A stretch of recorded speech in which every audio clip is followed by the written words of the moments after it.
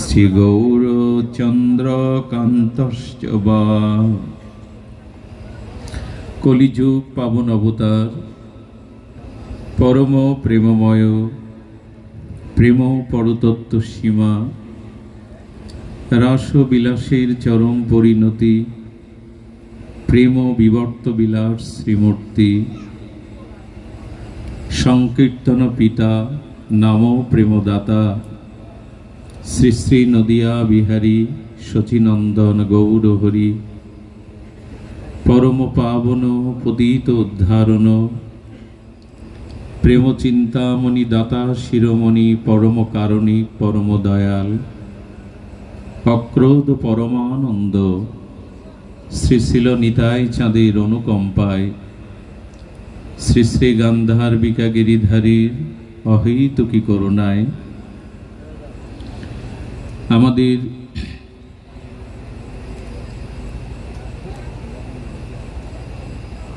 আজকের যে শুক্লা শ্রাবণী সন্ধ্যায় নবীগঞ্জ পৌর এলাকা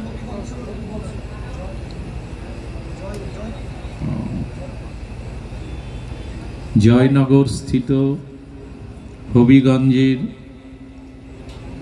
এই মাঙ্গলিক সুমঙ্গল ভাগবতীয় ভক্তিযজ্ঞের অমৃত যজ্ঞের হরিকথার শুভারম্ভে প্রারম্ভে অস্মদীয় জীবনধন জীবন সর্বস্ব প্রাতঃস্মরণীয় পরম বন্দনীয় শ্রী শিল গুরু মহারাজের পাবন পদারবিন্দে পরার্ধ কোটি দণ্ডবত প্রণতি। মধ্যাহ্নকালীন ভাগবতীয় হরিকথায় যিনি হরিকথা দানী, আমাদের সকলের হৃদয়কে সিঞ্চিত করেছেন পরমানন্দে, হরিকথার প্রেমানন্দে, অ্যাডভোকেট শ্রী প্রমথ সরকার মহাশয়, তার চরণ কমল বন্দনাপূর্বক সমাগত গৌড়ীয় আচার্য কুলতিলক, মহন্তজন, সন্তজন, সাধুজন, সুদীজন, মান্যজন, শ্রদ্ধাশীলা, ধর্মশীলা, ধর্মমূর্তি, দেবীমূর্তি, কল্যাণীয় মাতৃগণ, সকল ভক্ত চরণে সশ্রদ্ধ দণ্ডবত প্রণতি। অন্ত কলুষ হন্তা সপ্রেম অম্বোদি বর্ধনাম, বিশ্বং শীতলায়ন্তং শ্রী গৌরচন্দ্র কান্তব। শিল প্রবোধানন্দ সরস্বতীপাদ জানাচ্ছেন, শ্রী চৈতন্য চন্দ্রের হৃদয়ে এই বিশ্ব যে ত্রিতাপ দগ্ধিত সংসার দাবানলে তাপিত, সেই তাপকে তিনি প্রেমা অম্বুদি দ্বারা শীতল করলেন। চৈতন্য চন্দ্রের প্রেম কিরণ জ্যোতিতে আমাদের বিশ্ব তাপিত হৃদয় শীতল করছেন কে না চৈতন্য চন্দ্র। এবং স্খলিত, বঞ্চিত, পীড়িত, তাপিত এরূপ অনাথ জীবের সামনে, স্খলিত জীবের সামনে তিনি হরিনামের মধ্যে ব্রজপ্রেম সিঞ্চিত করে আর প্রেম অম্বুধি অর্থাৎ প্রেমের সায়রে, প্রেমের সাগরে সবাইকে প্রেমানন্দের শীতলতা দান করছেন। সেই চৈতন্য চন্দ্রকে বারংবার আমরা বন্দনা করি, দণ্ডবত করি। কে বিশ্ব শীতলতা আনবে? এই অশান্ত, কাম অন্ধ, জ্ঞান অন্ধ, ভজন অন্ধ আর বিষয় অভিমুখী এই তাপিত হৃদয়কে, তাপিত জীবকে একমাত্র চৈতন্য চন্দ্রই শীতলতা দিয়েছেন। তিনি এনেছিলেন শুধু হরিনাম নয়, হরিনামের মধ্যে তিনি ব্রজপ্রেম সম্পুটিত করেছেন এবং করুণাতে তিনি অবতীর্ণ হয়ে যে অনার্পিত চরি ইতিপূর্বে পৃথিবীতে যা কখনো অর্পিত হয়নি, আস্তে, জীবের ভাগ্যাকাশে যা কখনো অর্পিত হয়নি, সেই ব্রজপ্রেম, সেই রাধা প্রেম এবং বৃন্দাবনের অপ্রাকৃত যুগল মাধুর্য প্রেম হরিনামের মধ্যে তিনি দান করে গেছেন। এই দাতা শিরোমণি পরম কারণিক অকারণ করুণা বরুণালয় চৈতন্য চন্দ্রের সুশীতল আশ্রয় আশায় আমাদের কর্তব্য। সুধীজন, নিতাই চাঁদ শ্রীমান মহাপ্রভু কলিজীবের জন্য দুটি জিনিস দিয়ে গেলেন, দুই ভাই হৃদয়ের খালি অন্ধকার, দুই ভাগবত সঙ্গে করান সাক্ষাৎকার। বাইরে পরিচয়ের নাম পরিচয়, অন্তর পরিচয়ের নাম হলো সাক্ষাৎকার। বাইরে বাইরে মহাপ্রভু পরিচয় করাননি আমাদের। শ্রীমান মহাপ্রভু আমাদের হৃদয়ের অনন্ত জন্মের অন্ধকারকে খালি প্রক্ষালন করেছেন। অনন্ত কোটি জীবের অনন্ত জন্মের দুর্বাসনা, কামনা বাসনা, অবিদ্যা অস্মিতার যে গাঢ় অন্ধকার, সেই অন্ধকারকে দূরীভূত করে অনন্ত জন্মের পাপ ও রাশিকে যিনি স্খলন করেছেন, প্রক্ষালন করেছেন কি দিয়ে? দুই ভাই হৃদয়ের খালি অন্ধকার, খালি মানে প্রক্ষালন করা। দুই ভাগবত সঙ্গে করান সাক্ষাৎকার। আমাদের আন্তর পরিচয় সাক্ষাৎকার করিয়ে দিলেন মহাপ্রভু দুই ভাগবতের সাথে। এক ভাগবত বড় ভক্তি রসশাস্ত্র, আর ভাগবত বড় ভক্তি রসপাত্র। তিনি পরিচয় করিয়ে দিলেন সর্ববেদান্ত সার অমল পুরাণ, রসময় আনন্দময় এই শ্রীমৎ ভাগবতের সাথে। ভাগবতের সাথে যদি কারো সাক্ষাৎকার হয় তবে তার হৃদয়ের অন্ধকার যাবেই। তার কারণ ছিন্নতাং সকতা কৃষ্ণপূর্ণ শ্রবণ কীর্তন হৃদয়স্থ ভদ্রাণি বিধুনতি সুহৃদ শতাম। সর্ববেদান্ত সার অমল পুরাণ মহা ভাগবত বলছেন সিনতাং সকতা কৃষ্ণ, অর্থাৎ ভগবানের এই নাম রূপ অসমধ্য লীলা কথাই ভক্তির জন্ম দেয়। যেমন মাতৃগর্ভে সন্তানের জন্ম হয়, তেমন ভাগবত কথার গর্ভেই জন্ম নেয় প্রেম ও ভক্তি, অন্য কোথাও না। প্রেম ও ভক্তি ভাগবত কথার মধ্যেই জন্ম নেয়। আজ পর্যন্ত বিশ্বে যত সাধক, যত মহাত্মা, যত সিদ্ধিগণ ভগবানের চরণে প্রেম প্রাপ্তি, ভক্তি প্রাপ্তি, নিজের আত্মকল্যাণ করে সমর্থ হয়েছেন, তার পেছনে দুটি কারণ, এক মহৎ কৃপা আর এক ভাগবত কৃপা। হরিকথা হরিনাম ব্যতীত এই যুগে কারো কৃষ্ণ প্রাপ্তি, ভগবত প্রাপ্তি, প্রেম প্রাপ্তি, আত্মসাক্ষাৎকারের সম্ভাবনাই নাই। এই জন্য হরিকথার গর্ভেই জন্ম নেয় শুদ্ধা ভক্তি, শুদ্ধা প্রীতি, শুদ্ধ অনুরাগ। এই জন্য বললেন কৃষ্ণ কথা, ভাগবত কথা শ্রবণ করো, এটি কথা নয়, সাক্ষাৎ রস অক্ষর রূপ ব্রহ্ম শ্রবণের মধ্যে দিয়ে তোমার হৃদয়ে বসবেন। অর্থাৎ যারা শ্রদ্ধালু হয়ে, পিপাসাক্ত হয়ে, তৃষিত হয়ে, উৎকণ্ঠিত হয়ে ব্যাকুল চিত্তে হরিকথা শ্রবণ করেন, তাদের কর্ণ দিয়ে হরি কথা নয়, হরি কথার সাথে সাক্ষাৎ রস অক্ষর রূপ হরি আপনার হৃদয়কে স্থান করে নেয়, আপনার হৃদয় জুড়ে বসে যায়। আপনারা লক্ষ্য করবেন আমাদের বৈদিক সনাতন সভ্যতায় প্রত্যেক দেবদেবীর একটি বাহন আছে। সিংহবাহিনী দেবী দুর্গা, ভগবান শঙ্কর, ভগবান শিব বৃষ পরে উঠেছেন, বৃষ মানে ষাঁড়। ভগবান বিষ্ণু নারায়ণ গরুড়ের পিঠে উঠে বাহন করে তিনি চলেন। রামচন্দ্র অশ্বপিঠেও আহরণ করেছেন, ভগবান শ্রীকৃষ্ণ কুরুক্ষেত্রে রথে পরে আহরণ করেছেন, এগুলি তাদের বাহন। কিন্তু কলিযুগের ভগবানের বাহন কি? তিনি তো অশ্বে উঠছেন না, তিনি তো রথে উঠছেন না, কলিযুগের শ্রী ভগবানের বাহনই হলো হরিকথা। হরিকথাকে বহন করেই প্রভু চলেন, হরিকথাকে বহন করেই প্রভু চলেন। এই জন্য এই বিশেষ কলিযুগে শ্রীমান মহাপ্রভুর অনবদ্য মহা আশীর্বাদের দান এক ভাগবত বড় ভক্তি রসশাস্ত্র, শুনিলেই হয় বড় হিত। বড় হিত হয়, ছোট হিত নয়। অর্থাৎ এই জগতে সব থেকে বড় ঐশ্বর্য হলো পঞ্চম পুরুষার্থ কৃষ্ণ প্রেম। হরিকথার মধ্যে সেটাই প্রাপ্তি হওয়া যায়।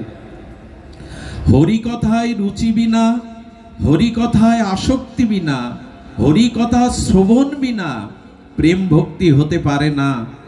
শ্রবণাঙ্গ ভক্তি হলো আদ্য শ্রেষ্ঠ। এটির মাধ্যমেই আমাদের চিত্তে প্রেম ভক্তির উদয় হয়, অনন্ত জন্মের তিমির অন্ধকার দূর হয়। এই জন্য হরিকথা শ্রবণ করতে হবে। তবে হরিকথা শ্রবণ করবার কিছু বিশেষ আছে। কারণ আপনারা জানেন অমল পুরাণ ভাগবতে পরমহংস কুলতিলক ভগবান সুখদেব, এই রসাচার্য, এই মায়ামুক্ত আজন্ম ব্রহ্মচারী পরমহংস কুলতিলক, তিনি বলছেন নিগম কল্পতরুর গলিতং ফলম সুখ মুখদা অমৃত দ্রব সংযুতম পিবত ভাগবত রসমলায়ম মোহ রস রসিকা ভুবি ভাবুকা। কি অপূর্ব এই অপরক্ষ অনুভূতির শব্দ চয়ন করেছেন পরমহংস তুরীয় তত্ত্ব ছিল সুখদেব গোস্বামী। উনি মায়ামুক্ত তুরীয় তত্ত্বে অধিষ্ঠিত। এই জগতে শ্রীকৃষ্ণ এবং সুখদেব গোস্বামী এনারা তুরীয় তত্ত্বে অবস্থান করেন, ত্রিগুণময়ী মায়ার অনেক ঊর্ধ্বে, যেখানে মায়া পৌঁছাতে পারে না। তো উনি কি বলছেন? পিবত ভাগবত, হরিকথা পান করো। হরিকথা শ্রবণের কথা বলছেন না। পিবত ভাগবত, ভাগবত পানের জিনিস, হরিকথা তো শ্রবণাঙ্গ ভক্তির জিনিস, কিন্তু পান করতে বলছেন কেন? বলে নিগম কল্পতরুর গলিতং ফলম। ভাগবত সমস্ত বেদাদি শাস্ত্রের, বৈদান্তিক সমস্ত শাস্ত্রের নিগুড় বিগলিত আস্বাদ্য রস। রস তো পান করতেই হয়। আচ্ছা, রসবস্তু পান করলে সঙ্গে সঙ্গে ক্রিয়া হয়। তৃষ্ণার্ত ব্যক্তি যদি শীতল পানীয় জল পান করে 2 ঘন্টা পরে তৃষ্ণা যাবে কি? প্রতি জলবিন্দু পানের সাথে সাথে তার তৃষ্ণা সঙ্গে সঙ্গে যাবে কিনা? অর্থাৎ পানীয় বস্তু পান করলে সাথে সাথে তার ক্রিয়া হয়। কেউ যদি বিষ পান করে 5 ঘন্টা পরে ক্রিয়া হবে কিনা? সঙ্গে সঙ্গে ক্রিয়া শুরু হবে, সঙ্গে সঙ্গেই হবে। কারণ পানীয় বস্তু পান করার সাথে সাথে ক্রিয়া করে, অন্য বস্তু এত দ্রুত ক্রিয়া করে না। আচ্ছা, কেউ যদি অমৃত পান করে অমরত্ব আসতে কি বিলম্ব হবে? অমৃতের স্বাদ পেতে কি বিলম্ব হবে? আদৌ হবে না, সঙ্গে সঙ্গে অমৃতের আস্বাদন পাবে। তেমনি ভাগবত রস, এটি পান করার সাথে সাথে চিত্তে ভক্তির উদ্বেগ আসবে, ভক্তি পুলকিত হবে। এই জন্য বললেন পিবত ভাগবত, পান করো হরিকথা, কর্ণপুটে পান করো। এক ভাগবত বড় ভক্তি রসশাস্ত্র, আর ভাগবত বড় ভক্তি রসপাত্র। এই ভাগবত শ্রবণ করতে হবে যিনি ভক্তি রসের পাত্র, যার ভিতরে ভাগবত অনুভূতি জাগৃত হয়েছে। মহৎ কৃপায় ভগবত আরাধনায় যিনি অপরক্ষ অনুভূতি পেয়েছেন। দেখুন, ভাগবত আমরা শ্রবণ করছি কিন্তু অনুভূতি আমাদের সকলের প্রয়াস আসছে না। ভাগবত অনুভূতির বস্তু, এই জন্য ভাগবত অনুভূতিতে আনতে হবে। এই অনুভব বেদ্য স্বজাতীয় স্নিগ্ধ ভজনানন্দী শতবরে তার শ্রীমুখে হরিকথা শুনলে আপনার অনুভূতি বা অনুভব হবে। যিনি স্বজাতীয়, যিনি স্বভাবে স্নিগ্ধ, যিনি আপনার থেকে শতগুণ বেশি ভজন করেন এবং যিনি নির্মল চরিত্র, এই তজ্জাতীয় ভক্তি রসপাত্র শুদ্ধ সাধুমুখে হরিকথা শুনুন, মুহূর্তেই অনুভূতি এসে যাবে, মুহূর্তেই আপনার চিত্তে ভাগবত স্ফুরণ হবে, হরিস্মৃতি স্ফুরণ হবে। এই জন্য মহাপ্রভু আমাদের এই দুয়ের সাথে সাক্ষাৎকার করিয়ে গেলেন। আমাদের আজ পরম সৌভাগ্য যে আমরা সেই ভাগবত শ্রবণের সুবর্ণ একটি মহা সুযোগ পেয়েছি। তবে হরিকথা কান দিয়ে কেউ শুনবেন না, কর্ণ দিয়ে হরিকথা শোনে বিষয়ী লোকেরা। আচ্ছা, বিষয়ী লোকেদের বিষয় কথা ভালো লাগার কথা, তারা হরিকথাতে আসে কেন? বলেন বিষয়ী লোক হরিকথাতে মনোরঞ্জন পায়, তাদের মনে একটা বিনোদন হয়, আনন্দ হয়। হরিকথা স্বাভাবিক সুখপ্রদ। চিনি যেমন স্বাভাবিক মিষ্টতা, সেটা জিহ্বায় দিলেই একটা মিষ্টি রস আস্বাদন হয়। তো যারা আমার মতো বিষয়ী সংসারী, তাদেরও হরিকথা মনোরঞ্জনের কারণ হয়ে দাঁড়ায়। তবে কি দিয়ে শুনতে হবে বলো? মন দিয়ে বলো? মন দিয়েও না।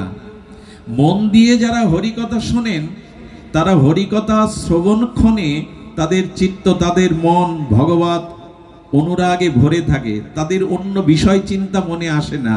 কিন্তু এখান থেকে উঠেই যখন মায়ার সংসারে চলে যায়, তখন মনের গতি আবার বিষয়ের দিকে যায়।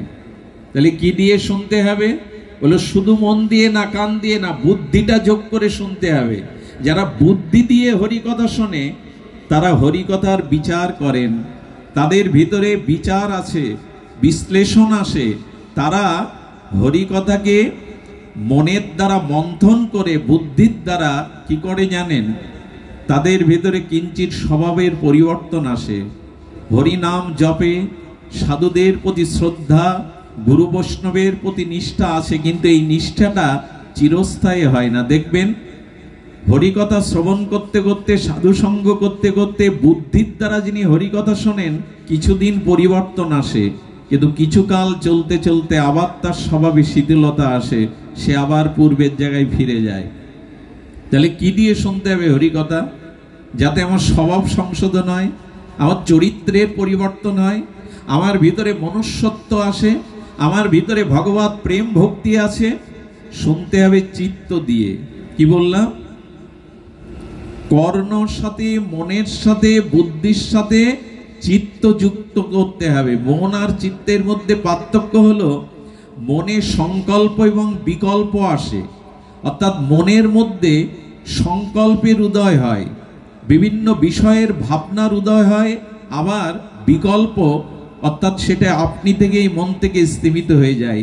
এই সংকল্প বিকলাত্মক অন্তর ইন্দ্রিয় বৃত্তির নাম হলো মন। কিন্তু চিত্ত কাকে বলে? চিত্ত হলো আমার অনাদি প্রাক্তন অনেক জন্মের যে স্বভাব, যে সংস্কার, তার ছাপ পড়ে থাকে যাতে, তাকে বলে চিত্ত। মনে সংকল্প আসে, একবার বিকল্প আসে, ভাবনা আসে, আবার ভাবনা বিদায়ও নেয়। কিন্তু চিত্ত মাঝে আমার অনন্ত অতীত জন্মের যে কর্মের সংস্কার, ওটা ছাপ থাকে চিত্তে। এই জন্য চিত্তেতে হরিকথা পৌঁছাতে হবে। আপনারা জানেন, স্বর্ণকাররা যখন অলংকারে ডিজাইন করে, আগেকার দিনে একটা শক্ত কাঠের উপরে গালা দিয়ে তার উপর অলংকারটা রাখত। রেখে অলংকার ডিজাইন করার পরে অলংকারটা তুলে নিলে ওই গালার উপরে সেই অলংকারের ছাপটা পড়ে থাকতো কিনা। তেমনি আমি অনাদি জন্মে যে যেমন কর্ম করেছি, সেই কর্মের একটা ছাপ আমার চিত্ত মাঝে পড়ে রয়েছে।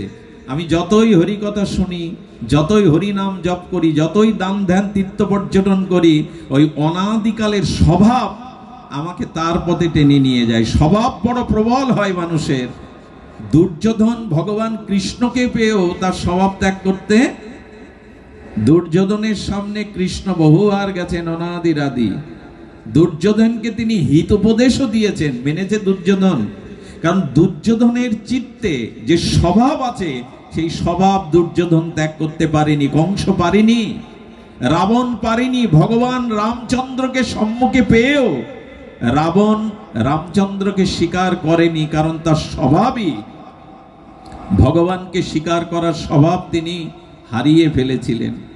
যদিও তিনি ভগবান শিবের শিষ্য, যদিও তিনি বেদব্যাক্তা, যদিও তিনি সর্বশক্তির আধার ছিলেন, দেবতারাও পর্যন্ত পদনত করেছিলেন, মাথা নত করেছিলেন, ত্রিলোক বিজয়ী রাবণ, বেদজ্ঞ শাস্ত্রজ্ঞ রাবণ, কিন্তু পরের স্ত্রীর প্রতি তার লালসা এসে গেল, সীতা মায়ের প্রতি তার দৃষ্টি গেল, এলো দম্ভ, এলো অভিমান। সংস্কার তাকে ভগবান রামচন্দ্রকে পেয়েও, জগৎ জননী ভক্তির অধীশ্বরী সীতাকে পেয়েও তার স্বভাবকে তিনি সংশোধন করতে পারলেন না। এর মানে সংস্কার আমাদের সহজে যাবে না। এই জন্য চিত্তে যে ছাপ পড়ে আছে ওখানে হরিকথা দিন। চিত্তে যদি হরিকথা পৌঁছায় তখন চিত্ত সংশোধিত হবেই, চিত্ত মাঝে অনুরাগ ফুটে উঠবে, ব্যাকুলতা আসবে। তার মানে গালার উপরে যদি একটু অগ্নির তাপ দেন, অলঙ্কারের যে ডিজাইনটা ওর উপরে ছিল, একটু অগ্নির তাপ দিলে ওটা গলে যাবে কিনা, সমান হয়ে যাবে কিনা। হরিকথামৃত বীর্যবতী হরিকথা যার চিত্ত মাঝে পৌঁছায় তার অনাদিকালের স্বভাব সংস্কার দূর হয়ে যায়। এই জন্য চিত্ত দিয়ে হরিকথা শুনতে হবে, অনুভূতি দিয়ে হরিকথা শুনতে হবে। হরিকথায় মনন চাই, মন্থন চাই। শুধু হরিকথা শ্রবণ করলে হবে না, মন্থন চাই। এই জন্য আমাদের অনন্তনাগ শেষ ভগবান সহস্র মুখে কৃষ্ণের গুণকীর্তন শুরু করেছিলেন। এক মুখে তো পার পাবো না, সেই রস সিন্ধু, আনন্দ সিন্ধু, প্রেমানন্দ সচ্চিদানন্দ সিন্ধু শ্রী গোবিন্দের অনন্ত লীলা এক মুখে আমি অনন্ত কালে শেষ করতে পারবো না। সহস্র মুখে শেষ নাক, অনন্ত নাক, সহস্র ফনা দিয়ে গোবিন্দের গুণকীর্তন করতে লাগলেন। কিন্তু যত গুণকীর্তন করেন দেখেন গোবিন্দের আনন্দের সিন্ধু আরো বেড়ে যায়, পার পান না উনি। তিনি লজ্জিত হয়ে পাতালে প্রবেশ করে বললেন, অনন্ত শ্রী ভগবানের মহিমা লীলা বলে শেষ করা সম্ভব নয়।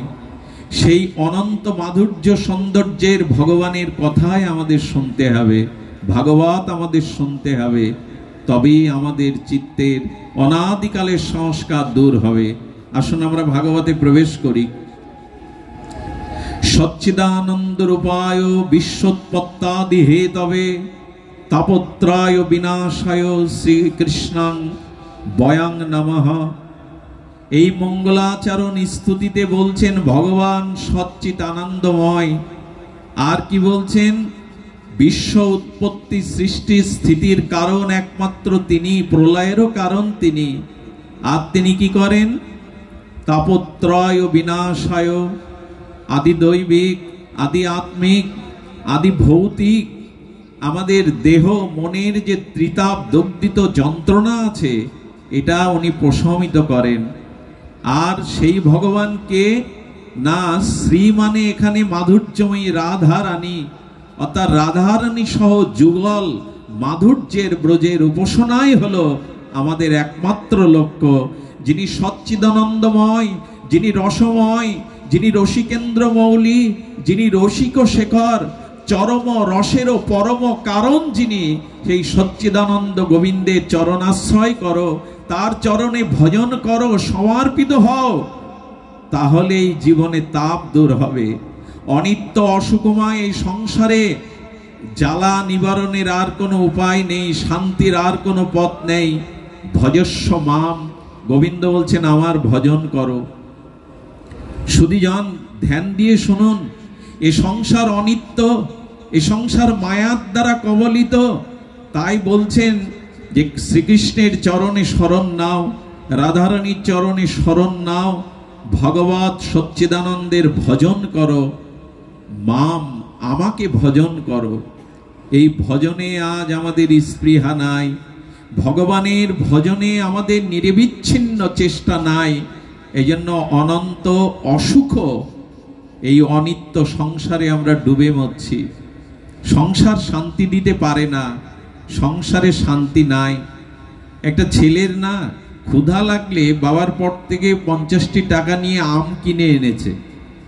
আমটা ধুতে গিয়ে দেখে ওটা মাটিতে রং করা আম, অর্থাৎ মৃত্তিকা দ্বারা তৈরি আম, রং করা। উনি তাড়াতাড়ি ক্ষুধা কাতর হয়ে দোকানদারের কাছে গিয়ে বলছেন, আপনি খেলনা আমাকে কেন দিয়েছেন? আমি তো ক্ষুধায় কাতর হয়ে আমটা কিনে নিয়েছিলাম সেবা করব বলে। দোকানদার বলছেন, এখানে সাইনবোর্ডে কি লেখা আছে একবার পড়ে দেখো। সাইনবোর্ডে লেখা আছে এটা খেলনা ফলের দোকান, লেখা আছে খেলনা ফলের দোকান। এখন মাটিতে রং করা খেলনা আমটাকে যদি আপনি প্রকৃত আম ভেবে কিনে নিয়ে যান, আমের রস আস্বাদন পাবেন কি? তো গোবিন্দ এই সংসারে একটা নাম দিয়েছেন, এটা অনিত্যম, এটা অসুখম, এটা দুঃখালয়। সংসারে বিষয়বস্তুতে রূপ যৌবন অর্থবিত্ত সম্পদে শান্তি পাওয়া যায় না, তবে কিসে পাওয়া যায়? মাম, অর্থাৎ আমার ভজনেই একমাত্র শান্তি। আমার চরণাশ্রয় পূর্বক আমার ভজন করো, ভজনের মধ্যেই কেবল শান্তি, এছাড়া দ্বিতীয় কোনো পথ নান্য পন্থা। এই পুনঃ পুনঃ জন্ম, পুনঃ পুনঃ মাতৃ জঠরে আগমন, পুনঃ পুনঃ এই জন্ম মৃত্যু চক্রের বিবর্তন, পুনঃ পুনঃ প্রারব্ধ কর্মফল ভোগ, এটি ভজন ছাড়া যাবে না। আচ্ছা, আপনাদের মনে প্রশ্ন জাগতে পারে, ভজন করলেই দুঃখ যাবে, ত্রিতাপ জ্বালা যাবে? তা যদি যেত তবে দেখি তো ভক্তদের জীবনে আরো দুঃখ বেশি, পরীক্ষা আরো বেশি। ভজন করলেই দুঃখ যাবে এমন নয়, তো কি হবে? আচ্ছা লক্ষ্য করুন তো, আমি না চাইলেও দিনের পরে রাত আসবে কিনা? আমি অন্ধকারময় রাত চাইছি না, আমার কথাতে রাত আসা বন্ধ হবে? কারণ এটাই প্রকৃতির নিয়ম যে দিন শেষে রাত আসবে। আচ্ছা, আমার গ্রীষ্ম ভালো লাগে না, আমি না চাইলেও কি গ্রীষ্ম আসবে না প্রকৃতিতে? একটু কথা বলুন, আসবে কি না? গ্রীষ্ম কিন্তু আসবেই, আমি না চাইলেও, আমার পছন্দ অনুকূল না হলেও এই প্রতিকূল পরিস্থিতি আসবে। তেমন আমরা চাই সারা জীবন সুখ, কিন্তু আসে দুঃখটা বেশি। তার কারণ আমাদের প্রারব্ধে যদি দুঃখ থাকে, তো আপনি ভজন শুরু করলে আপনার জীবনেও দুঃখ আসবে, আপনার জীবনেও দুঃখ আসবে। তবে ভজন করে তাহলে কি পাবো? শুনুন, মন দিয়ে শুনুন, প্রাণ দিয়ে শুনুন, চিত্ত দিয়ে শুনুন।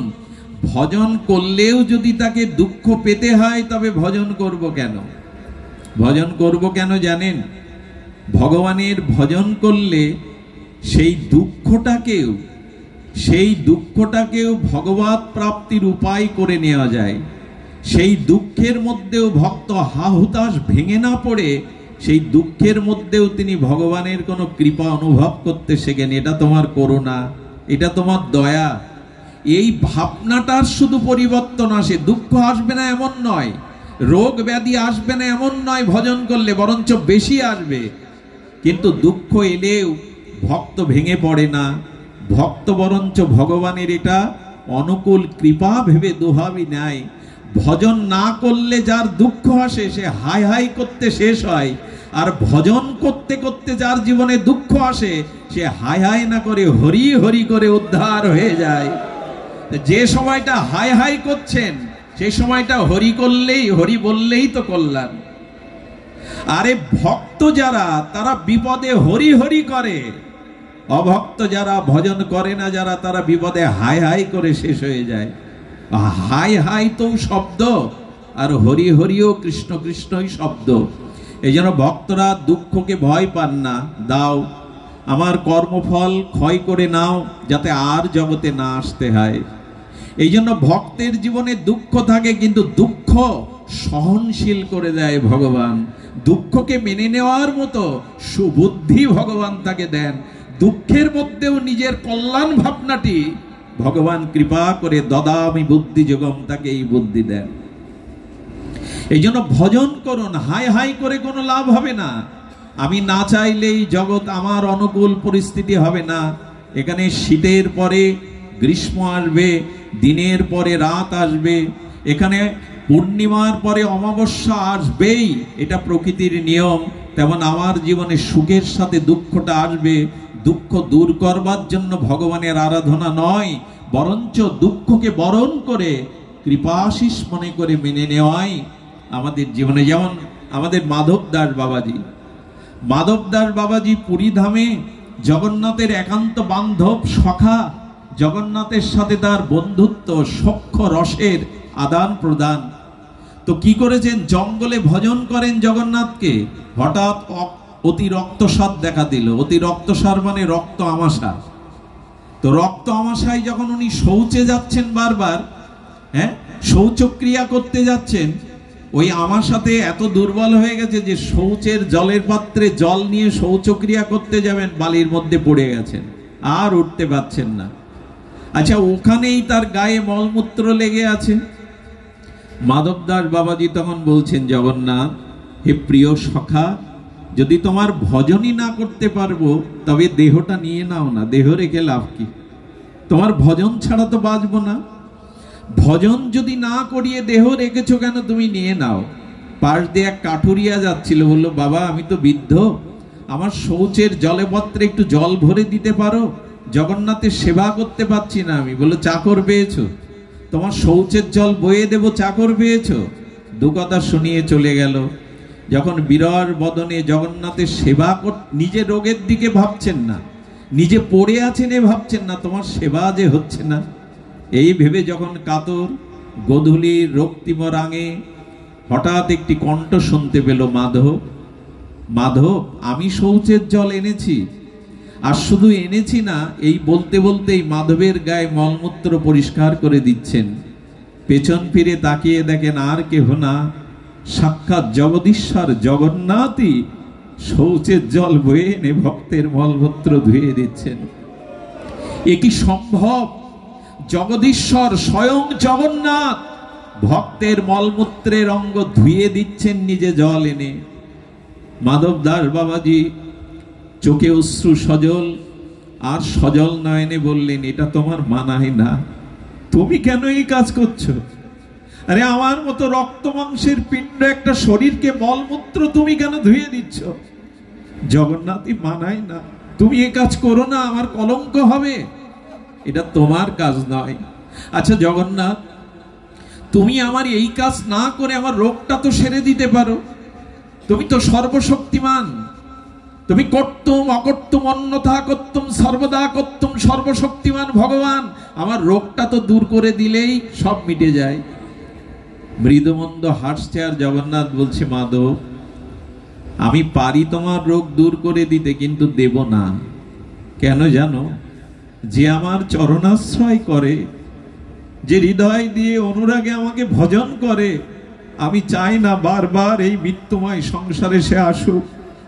আমি চাই না এই বারবার এই মরা মৃত্যুময় যন্ত্রণাময় সংসারে সে গতাগতি করুক। আমি তাকে নিত্য ধামে নিত্য লোকে আমার চরণে নিয়ে নিই। তবে বাধাটা কোথায় জানো? যতদিন প্রারব্ধ থাকে ততদিন জীব আমার কাছে আসতে পারে না। তাই প্রারব্ধটা ক্ষয় করার জন্য আমি তোমার রোগ সেরে দেব না। কারণ এ জন্মে এই প্রারব্ধটুকু যদি শেষ করতে পারো, তুমি আমার চরণ পাবে, আর তোমাতে আমাতে ছাড়াছাড়ি হবে না, আর তোমাকে এই জগতে আসতে হবে না। কথাটা আমরা কি জানলাম, অনুভব করলাম? যে ভক্ত জীবনে যখন বিপদ রোগ শোক আসে, সে বলে, প্রভু আমার কোন জন্মের কোন অপরাধে পাপ কর্মের দ্বারা এই প্রারব্ধটা ঘুচে যাক, যাতে আর আমাকে জগতে না আসতে হয়। মাধবদাস বাবাজিকে ডেকে বলছেন, ও মাধব, আমি তোমার রোগটা সারবো না কেন জানো? আহা, আমি তোমার রোগটা কেন সারবো না জানো? সারাটা জীবন আমার সেবা করেছো, আমারও তো সাধ হয় তোমাকে সেবা করতে। তুমি অসুস্থ না হলে আমি তোমাকে সেবার সুযোগটি পেতাম না। তুমি সারাটি জীবন আমার সেবা করেছো, আমারও তো সাধ হয় তোমাকে হাতে করে সেবা করতে। এই জন্য জগন্নাথ মলমূত্র ধুয়ে দিচ্ছেন মাধবদাস বাবাজির অঙ্গ থেকে। ভগবান ভক্তের সেবা করতে ভালোবাসেন। শুধু ভক্ত ভগবানের সেবা করেন না, ভগবানেরও স্বাদ হয় ভক্ত সেবার জন্য। এই শ্রীকৃষ্ণ চৈতন্য মহাপ্রভু বৈষ্ণবদের বস্ত্রগুলো ধুয়ে দিতেন, কেচে দিতেন, শুকিয়ে ভাঁজ করে ঘরে পৌঁছে দিতেন। মহাপ্রভু কত বৈষ্ণবের সেবা করেছেন নবদ্বীপে। এই জন্য ভক্তকে সেবা করার স্বাদ মহাপ্রভুর জাগে। শুনুন রাধাকুণ্ডের একটি ঘটনা। গিরিরাজ গোবর্ধন তটে, রাধাকুণ্ডের অদূরে গিরিরাজ গোবর্ধন তটে এক কুণ্ডের পাশে এক বাবাজি ভজন করতেন। বাঙালি বাবাজি, প্রায় 70 বছর অস্খলিত নিষ্ঠায় ব্রজবাস করে ভজন করছেন। ধ্যান দিয়ে শুনুন। হঠাৎ ওনার গলে দুটি বড় ফোড়া হলো। ফোড়াটা এমন হলো, উনি জল পর্যন্ত গিলতে পারেন না, জলটাও পান করতে পারেন না। কিন্তু একদিনের জন্য রাধারানীকে ওটা সারার কথা নিবেদন করেননি, একদিনও জানাননি। এক বাঙালি যুবক বাবাজির সেবা করতেন, ও কি করেছে জানেন? বাবার কষ্ট দেখে উনি জলও নিতে পারছেন না দেখে কুণ্ডের ধারে বসে সারা রাত কেঁদেছে, হে মাধব, হে গোবিন্দ, হে ব্রজেন্দ্র নন্দন, পারো না? আমি তার চরণ সেবাতেই পড়ে রয়েছি, সে যদি চলে যায় আমি কার আশ্রয়ে থাকবো? নিরাশ্রয় হয়ে যাব। দাও না, তার এই ফোড়া দুটো নিরাময় করে দাও। সে তো কিছু খেতে পাচ্ছে না, এক বিন্দু জলও নিতে পাচ্ছে না। ভোরবেলা কাঁদতে কাঁদতে কাঁদতে বিরহ কাতর হতে এক রাখাল বালক এসে দেখা দিলেন। কি গো, তুমি কেন কাঁদছো? বললো, তোমাকে বলে কি হবে বালক?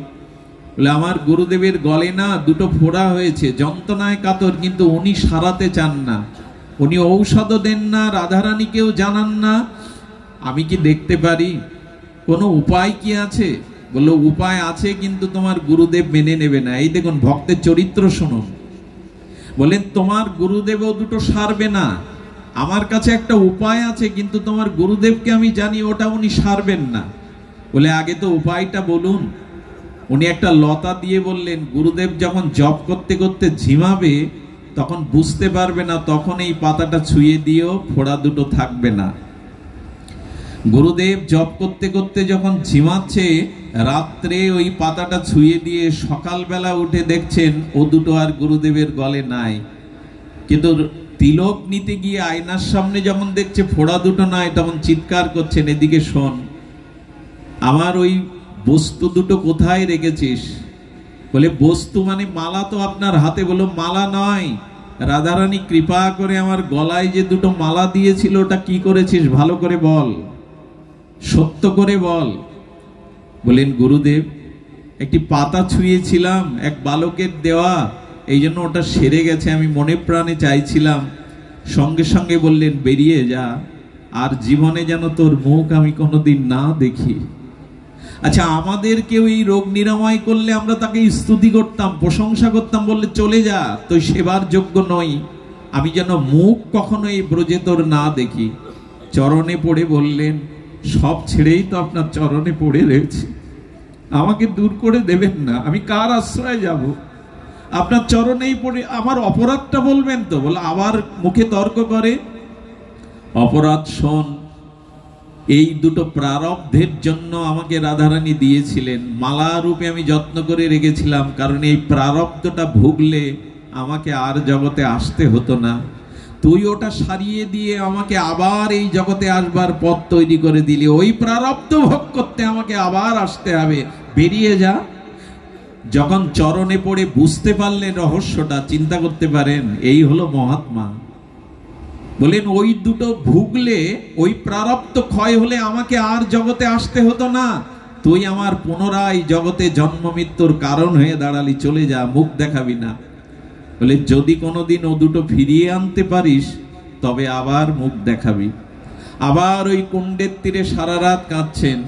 সেই কাঁদতে কাঁদতে ভোরবেলা সেই বালকরূপী গোবিন্দ এসে হাজির।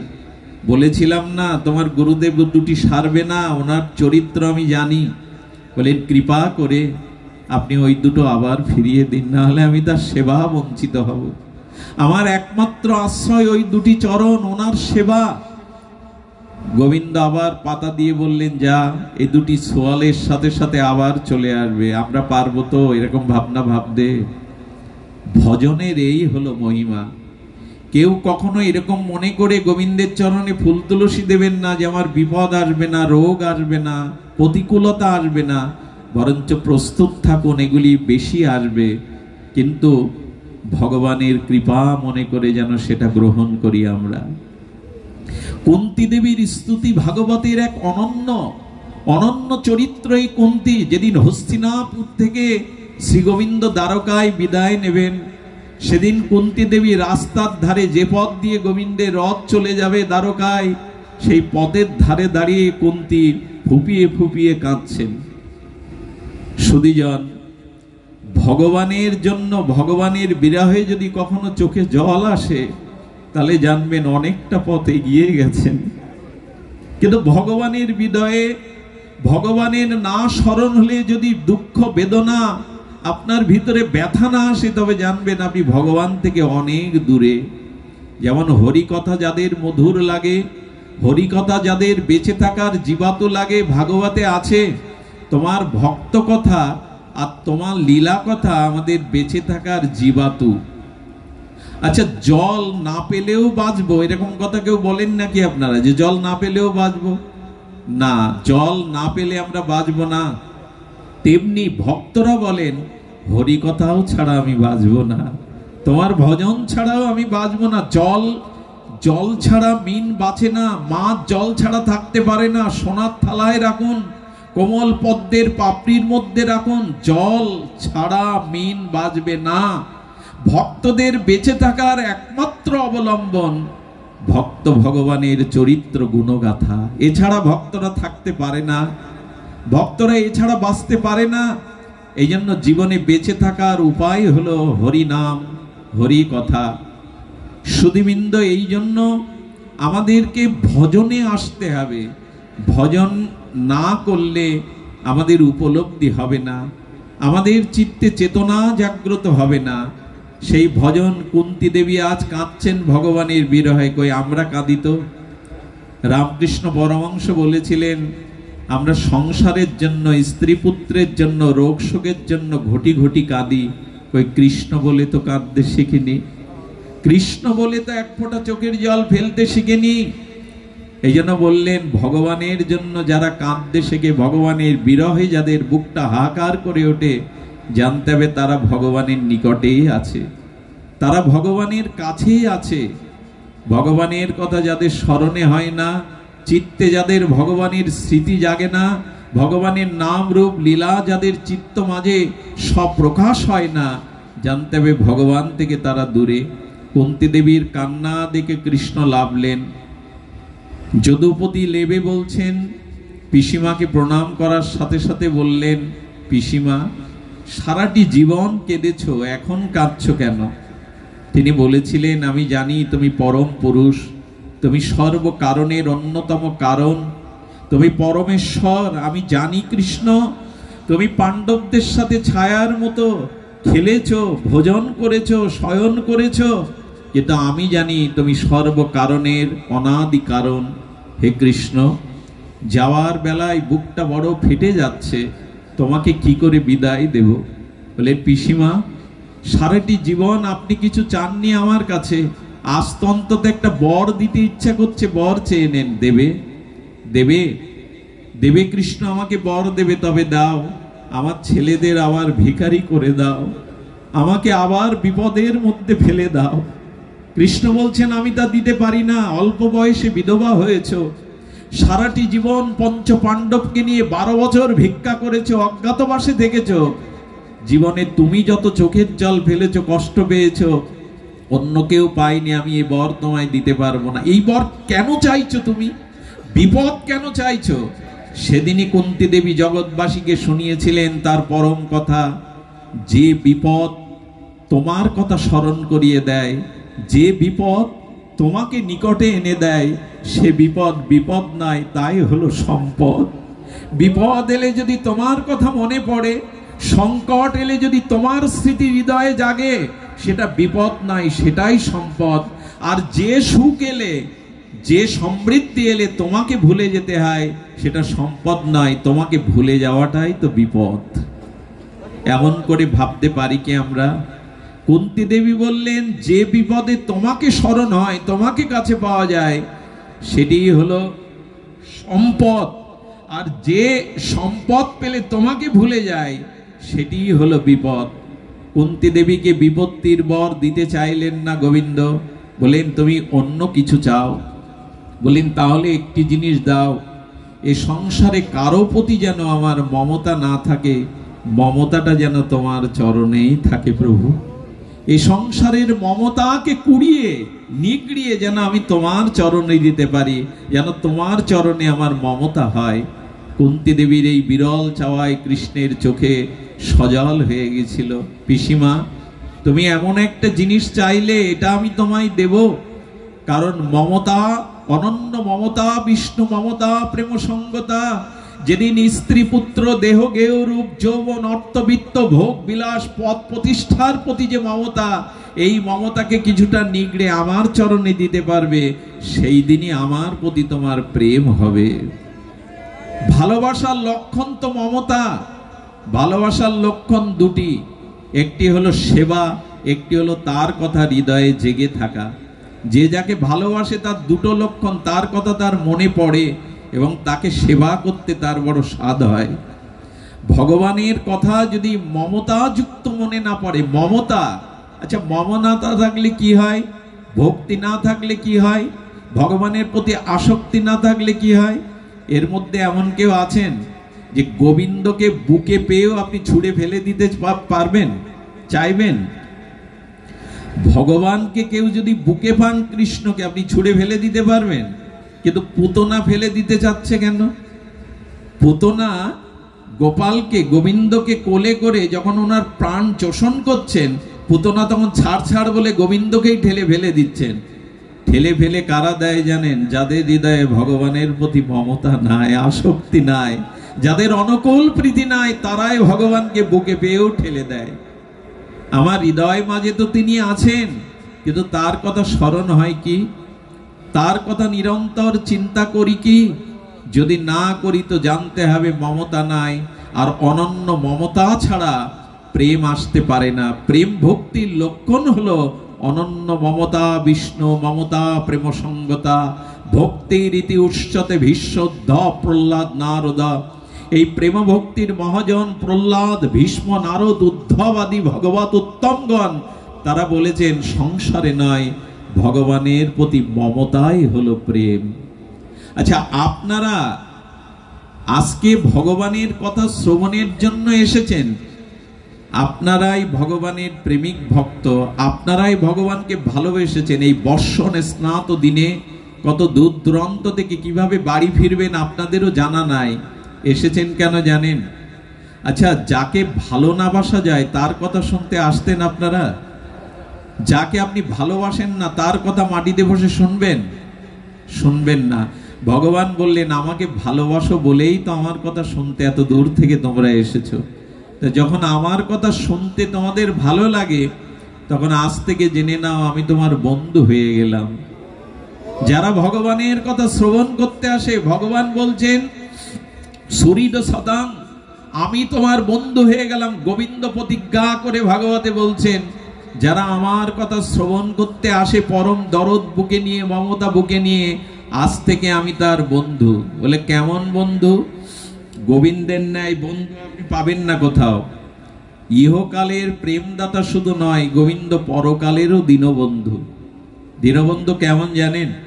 আচ্ছা, এখন এখানে যারা আছেন আমার সাথে, আমাদের দীপক দা, বিকাশ দাদাজি, তারা কোথা থেকে? আমার ওই দাদা তো সেই কোথায় মানিকগঞ্জ থেকে চলে এসছেন, কাল 11টায় বেরিয়েছেন হরিকথা সাধুসঙ্গ করার জন্য। কেন বলছি কথাটা? আচ্ছা, এনারা যারা, আপনারা যারা আমাকে কিঞ্চিত এখন দেখছেন, আপনাদের কারো মনে কি এরূপ জাগবে যে বিল্বমঙ্গলকে এখন শ্মশানে পুড়িয়ে দেব আমরা? কারো মনে কি জাগবে কথা? কিন্তু এই কথা এক্ষুনি আপনাদের মনে জাগতে পারে যদি আমি মারা যাই। এখন যদি আমার হৃদক্রিয়া বন্ধ হয়ে এই দেহ থেকে আত্মা চলে যায়, তখন ওই কথাটাই ভাববেন কি করে তার অন্ত্যেষ্টিক্রিয়া করা যায়, শ্মশান যাত্রায় যাওয়া যায়। তো কেন এখন কেউ স্বপ্নেও আপনারা ভাবছেন না আমার শত্রু হলেও যে তোমাকে শ্মশানে পুড়িয়ে দেব? কিন্তু কিছুক্ষণ পর দেহ থেকে আত্মা চলে গেলে এই ভাবনাটা কেন ভাবেন জানেন? ভাবেন এই জন্য আমাদের সম্পর্কটা পরমাত্মার সাথে, আত্মার সাথে, দেহের সাথে নয়। এই দেহের সাথে যাদের আমাদের সম্বন্ধ, এটা চিরস্থায়ী নয়। আমাদের যে প্রীতি, ভালোবাসা, আমাদের যে অনুরাগ, এ আত্মার সাথে, দেহের সাথে নয়। এই জন্য মানুষ মারা গেলে অতিবরী সুন্দরী যুবতী স্ত্রীকেও মানুষ পুড়িয়ে দেয়। কেন? 10 দিন 1 মাস রাখতে পারত না স্বামী তার কাছে। কেন রাখে না জানেন? পুড়িয়ে দেয় কেন জানেন? সম্বন্ধটা, ভালোবাসাটা শরীরের সাথে না, আত্মার সাথে। আত্মা ছিল বলেই ভালোবাসা ছিল, আত্মা ছিল বলেই সম্বন্ধ ছিল। এখন কোন সুন্দরী যুবতী রমণী যদি মারা যায়, তার স্বামী একদিনও তার শয্যায় ঘরে তার লাশ রাখবে না। ভালোবাসাটা তবে কার সাথে ছিল একবার ভেবেছি? ভালোবাসাটা আত্মার সাথে হয়। আত্মাই প্রিয়, আত্মাই ভালোবাসার একমাত্র অবলম্বন, প্রীতির একমাত্র আশ্রয়, আধার। এ দেহ ভালোবাসার বস্তু না বলে তো পুড়িয়ে দেই। গুরু মহারাজ বলতেন, আমাদের এই অনিত্য অমেধ্যপূর্ণ কৃমিজাল সংকুলে আমাদের এই রক্ত মাংসের পিণ্ড দেহটা যদি সিগাল কুকুরে পথের ধারে পড়ে থাকলে খেয়ে নেয়, তো সিগাল কুকুরের উদরে আমরা মলমূত্র বিষ্ঠায় রূপান্তরিত হই। যদি আমার দেহটা চিতায় পুড়িয়ে দেয়, তখন এক মুষ্টি ভস্য ছাড়ায় দেহের পরিণাম আর কিছু নয়। আর যদি আমার দেহটা মাটির নিচে পুঁতে রাখেন, অসংখ্য পোকা হয়ে যাবে এই দেহটা। যে দেহের পরিণাম এক মুষ্টি ভস্য, যে দেহের পরিণাম অসংখ্য কৃমিকীট, যে দেহের পরিণাম সিগাল কুকুরের উদরে গেলে মলমূত্র বিষ্ঠায় রূপান্তরিত হয়, সে দেহ প্রিয় হতে পারে না, প্রিয় হলো আত্মায়। তো গোবিন্দ বললেন, যারা আমাকে প্রিয় ভেবে হরিকথা শুনতে আসে, আমি তাদের বন্ধু হলাম। এ জগতের শুধু নয়, যেদিন মৃত্যুবরণ করবে, শ্মশানের চিতায় পুড়িয়ে দিয়ে তোমার দিকে আর কেউ ফিরে তাকাবে না, সেদিন ওপার থেকে সেই অন্ধকারের পথে আমি দীনবন্ধু হয়ে হাত বাড়িয়ে বলবো, আয় ঘরের ছেলে, ঘরে আয়। ওই দেখ, এই সংসারের নিয়ম দেখ, স্ত্রী পুত্র পুড়িয়ে সবাই গিরিয়ে ফিরে গেল। শ্মশানের চিতার দিকে পোড়ানোর পরে কি বলে জানেন? ওদিকে আর কেউ ফিরে বলে কিনা আপনাদের দিকে? কলসিটা ভাঙলেই বলে ওদিকে আর কেউ ফিরে। গোবিন্দ বললেন, ওই দেখ, এই জগতে তোর আপনজন, কুটুম্ব, বন্ধু, তারা আর কেউ ফিরে তাকাচ্ছে না, কিন্তু মৃত্যুর পরে সেই অন্ধকার রহস্যময় পথে আমি ছাড়া যে তোর কোনো বান্ধব নেই, আমি ছাড়া যে কোনো বন্ধুই তোর নেই, সেই দীনবন্ধুর কথা ভেবে অন্তত ভজন করুন। এই জীবনটা ভোগের জন্য আমরা পাইনি, ভোগ বিলাসের জন্য এই জীবন নয়। কারণ অনেকবার হীন পশুতে জন্ম হয়েছে, সুগাল কুকুরে জন্ম হয়েছে, সাপাত সংকুল জন্ম হয়েছে আমাদের, বাঘ ভাল্লুক মৎস্য কৃমি কীট বৃক্ষলতা 84 লক্ষ সংখ্যা দিয়েছেন ঋষিরা। সেই জন্মে তো আমরা ভোগ করেছি। মনুষ্য জন্মটা ভোগের নয়, মনুষ্য জন্মটা হলো ভগবত ভজনের। এই কথা কবে আমার হৃদয়ে উপলব্ধি হবে? ভোগের জন্য এই জন্ম নয়, এই জন্মটা ভজনের জন্য। অথাৎ ব্রহ্ম জিজ্ঞাসার পথে আমাদের শাস্ত্র নির্দেশ করছেন, ভগবানকে জানো, তা না হলে মৃত্যু এড়াতে পারবে না, জরা ব্যাধি এড়াতে পারবে না, এই কর্ম ক্ষয়ও হবে না। ভগবানকে জানো। জংলব্ধা চপরং লাভং মন্না তেনাদিকাং তত যস্মিন স্থিত ন দুঃখেন গুরুণাল্লপি বিলাসচতে। জীবনে আমাকে পেলে আর পাওয়ার কিছু বাকি থাকে না, আমাকে জানলে আর জানবার কোনো অবশেষ থাকে না। আমাকে পেলে এর থেকে বড় লাভ আর এই সংসারে নাই। আমার ভজন করো। আর এই ভজনটা আমাদের নবদ্বীপের ভজন, এই ভজনটা আমাদের শ্রীধাম বৃন্দাবনের ভজন। এই নবদ্বীপ চন্দ্র আমাদের নদিয়ানন্দ, আনন্দকন্দ, গৌর নিত্যানন্দ হরিনামের সাথে সাথে নবদ্বীপের প্রেমরস যেমন দিয়েছেন, আর হরিনামের মধ্যে দিয়েছেন ব্রজের রাধা মাধবের যুগল উপাসনা। এই হলো আমাদের গতি, এই হলো আমাদের লক্ষ্য। আমরা নবদ্বীপের হরিনাম সংকীর্তন প্রেমানন্দ রসে সাগরে ভারব, আর সেই রসে ডুব দিয়ে আমরা ব্রজের নিকুঞ্জ মন্দিরে রাধা কৃষ্ণের প্রেম সেবা চেয়ে নেব। এটাই আমাদের লক্ষ্য, এটাই আমাদের গতি, এটাই আমাদের লক্ষ্য। সেই লক্ষ্য যদি নিতে হয়, তবে আমি আপনাদের অনুরোধ করব, বহু মানন করে হরিনামটা অন্তত গ্রহণ করুন। আপনি কিছুই না পারেন, আপনার সুচিতা নেই, পবিত্রতা নেই, আপনার হাতে সময় নাই, জপ তপ আহ্নিক তীর্থ পর্যটন দান ধ্যান, আপনি কোনো কিছুই করতে পারছেন না। একটা অনুরোধ করে যাই যাওয়ার আগে, জিভটা অন্তত নাড়ান, জিহ্বাটা অন্তত নাড়ান। ভগবানের দিব্য অপ্রাকৃত চিন্ময় ভগবানের নামে জিহ্বাটা নাড়ান। খাইতে শুইতে উঠিতে বসিতে যথা তথা এই নাম পূর্ণ, নাম চিন্ময়, নাম পূর্ণ আনন্দময়। কৃষ্ণ নামের মধ্যেই আছে আনন্দ। দয়া করে কৃপা করে গ্রহণ করুন। শাস্ত্র, নিখিল শাস্ত্র বলেছে কলিহত জীবের জন্য হরিনাম হলো আমাদের আশ্রয়। এই হরিনামের পিতা মহাপ্রভু, হরিনামের দাতা নিতাই চাঁদ, তারা জীবের দ্বারে দ্বারে আর জীবের কাছে পতিত পাবন হয়ে আজ আমাদের ঘরে সেই কথাই শোনালেন, ভজ কৃষ্ণ, কহ কৃষ্ণ, লহ কৃষ্ণের নাম। একবারও মনে পড়ে না অবধূত নিত্যানন্দ আপনার দ্বারে এসে আহ্বান করলেন, গৌর ভজার জন্য বারবার নিতাই চাঁদ আহ্বান করছেন, একবার কৃষ্ণ কহ।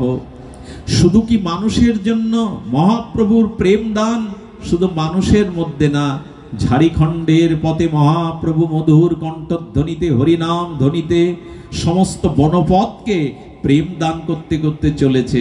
একবার ভাবতে পারেন, শ্রী চৈতন্যের মধুর কণ্ঠস্বরে, দিব্য হরিনাম সুর মাধুর্যে মহাপ্রভু যে পাথরের উপরে পা রেখেছেন, হরিনামের মাধুর্যে মহাপ্রভুর চরণ লেগে পাথরও গলে গেল। এ প্রমাণ যদি চান বিলুটি গ্রামে চলে যান, ঝাড়িখণ্ডের পথে, ব্রজের পথে যেতে গিয়ে শ্রীমান মহাপ্রভু রাধা কৃষ্ণ মিলিত তনু, তার প্রেমে পাথর পর্যন্ত গলে তার চরণ চিহ্নটা ধারণ হয়ে আছে। মহাপ্রভুর দীর্ঘ চরণ চিহ্নটা ওখানে এখনো পূজা পাচ্ছে। মহাপ্রভুর চরণ চিহ্ন সাক্ষাৎ দীর্ঘ চরণ। আমার কি মনে হয় জানেন, পাথরও গলে গেল তোমার প্রেমে, গলল না শুধু আমার হৃদয়। আমার হৃদয় যদি পাথর হতো মনে হয় গলে যেত প্রভু। তোমার নামে, তোমার প্রেমে, তোমার অনুরাগে পাথর গলে গেল। আচ্ছা, আমার হৃদয়টা কি পাথরের থেকে কঠিন? বলে কঠিন না হলে তো গলে যেত। আচার্য প্রভু বলেছিলেন, মরমর পাথরের বুক চিরে দেখবেন ঝর্ণা বেরোয়। ওই মরমর পাথরের বুক চিরেও জলের ধারা, ঝর্ণা প্রবাহ হয়। আমার হৃদয় কি পাথর নয়? কিঞ্চিত তো ভগবানের জন্য ব্যাকুলতা হতো, পাথর গলে গেল, তবে কি লোহা হয়ে গেছে? আমারই চিত্ত, আমারই মন কি লোহা হয়ে গেছে? গলতে চায় না। লোহাও তো অগ্নিতে গলে যায়। কেন গলে না জানেন? যদি কৃষ্ণ বলতে চোখে জল না আসে, যদি ভগবানের জন্য বিরহ না আসে, তবে জানবেন অনেক জন্মের পাপ এর হৃদয়ে দখল করে বসে আছে। হেন কৃষ্ণ নামে প্রেম না হয় অঙ্কুর, যদি কৃষ্ণ বলতে, হরি বলতে, গৌর বলতে নয়নে অশ্রু না আসে, হৃদয় পুলকিত না হয়, জানবেন অনেক জন্মের পাপ হৃদয়ে বাধা ভেসে আসে। এই পাপের কারণে হরি বলতে নয়নে জল আসে না, গৌর বলতে হৃদয় পুলকিত হয় না। এহেন কৃষ্ণ নামে প্রেম না হয় অঙ্কুর, জানিও দেহে আছে অপরাধ প্রচুর। কত জন্মের কত বৈষ্ণব অপরাধ, কত নাম অপরাধ, কত সেবা অপরাধ, কত মানুষের প্রতি অত্যাচার করেছি, হিংসার নিদারুণ ব্যবহার করেছি। সেই পাপের দ্বারা আমার চিত্তে অশ্রু আসে না। পাপ মুক্ত হলেই দেখবেন চিত্ত মাঝে হরি বলতেই নয়ন ঝরবে। ঠাকুর মশায়ের এমনি এমনি বলেননি, গৌরাঙ্গ বলিতে হবে পুলক শরীর কই হয় না তো। গৌর বলতে, নিতাই বলতে লোকগুপ তো খাড়া দেয় না। হরি হরি বলিতে নয়নে বহেনি, কবে হা গৌরাঙ্গ বলে কাঁদতে পারবো। আচ্ছা, এত কান্নার কথা আসছে কেন? বলে চোখের জলের না অনেক গুণ আছে। যদি কৃষ্ণ বলে কাঁদতে পারেন, দেখবেন অনন্ত জন্মের বুকের বোঝাটা হালকা হয়ে গেছে।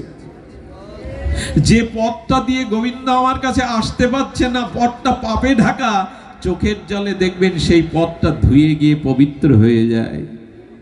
চোখের জলের অনেক মূল্য। কারণ কি জানেন? যারা এই অনুষ্ঠানটি দিচ্ছেন এত সুন্দর মনোরম পরিবেশে, তারা সব বাজার থেকে কিনতে পারেন। আমরাও ভগবানের সেবার জন্য উপচার বাজার থেকে, বৃক্ষ থেকে, বন থেকে সংগ্রহ করতে পারি। চোখের জলটা কিনতে পাবেন কোথাও? এটা কোথাও পাওয়া যাবে বাবা? পাওয়া যাবে না। এই জন্য গঙ্গা জল অনেক দিয়েছি গোবিন্দের চরণে, কিন্তু চোখের গঙ্গা দিয়ে কবে আমি গৌরাঙ্গ বলতে পারবো, গৌর বলতে পারবো? মহাপ্রভুর চরণ চিহ্ন অঙ্কিত হয়ে আছে, মরমর পাথর বিগলিত হয়ে গেল। শুধু কি তাই? এসেছিল সাপগুলি, এসেছিল হরিণগুলো, বন্যপ্রাণী হাতিগুলি, সাপ এসেছে, তুলোর মতো পেঁজা হয়ে গেছে, গলে গলে তুলোগুলো, সাপগুলোর চিহ্ন আছে, হরিণের পদচিহ্ন আছে। আর এক এক করতে করতে 7টা বাঘ এলো। মহাপ্রভু ব্যাঘ্রকে সামনে ডেকে আর অশ্রু প্লাবিত করে ব্যাঘ্রকেও সামনে হাত তুলে বলছেন, ব্যাঘ্র কহ কৃষ্ণ, একবার কৃষ্ণ বলো। এমন দরদি, এমন দাতা শিরোমণি আসেনি যে বনের বাঘকেও কৃষ্ণ বলাবার জন্য হাত তুলছে। বনের বাঘ মহাপ্রভুর দিকে চাইলো। এই প্রমাণ যদি চান, বাঘের পদচিহ্ন এই বিলুটি গ্রামে ঝাড়খণ্ডের পথে এখনো সাক্ষ্য দিচ্ছে। বাঘটা হিংসা বলে হাত তুলে তিনিও তার সুরে কৃষ্ণ বলতে লাগলেন। একটা নয়, 7-7টি বাঘ এলো, হরিণ এলো, একে অপরের সাথে অনন্যে চুম্বন করতে লাগলো। কৌতুকী মহাপ্রভু হরি নামে সমস্ত বনকে, বৃক্ষলতাকে, সাপাত সংকল, ব্যাঘ্র, হিংস্র জীবজন্তুকেও আর কৃষ্ণ নামে কাঁদিয়ে ভাসিয়ে প্রেম দিয়ে প্রভু ব্রজের পথে চললেন। আরে বাঘগুলো মহাপ্রভুর পেছনে পিছনে যাচ্ছে। প্রেম যখন দিয়েছো, চরণ ছাড়া কেন করবে? নিয়ে যাও আমাদের।